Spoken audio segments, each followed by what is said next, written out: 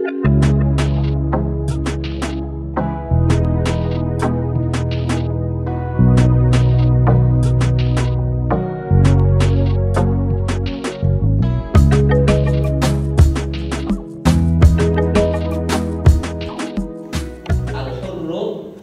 hafidha widada lahdatin wa ta'lima lafdatin.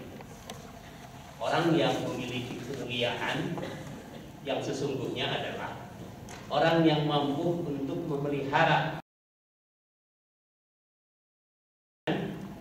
dan kemudian pelajaran walaupun hanya satu ucapan. Itu yang disampaikan oleh beliau.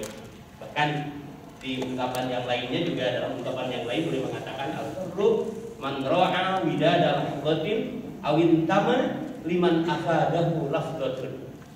Orang yang memiliki kemuliaan sesungguhnya adalah orang yang dapat menjaga pertemuan yang sebentar yang sangat berkesan gitu, dan mampu mengembangkannya karena apa yang didapatnya walaupun hanya satu ucapan dapat dimanfaatkan dengan baik. Bahkan dia juga kemudian mengatakan min syamil awfiya hifdzul wuddi ba'dal firaq. Di antara tradisi orang-orang yang memiliki penunaian tugas yang baik dalam agama adalah hifdzul wuddi ba'dal firaq. Dia adalah senantiasa memelihara kecintaan saat ia berpisah. Kemudian wa dzikru bil khairi, dan senantiasa mengingat kebaikan.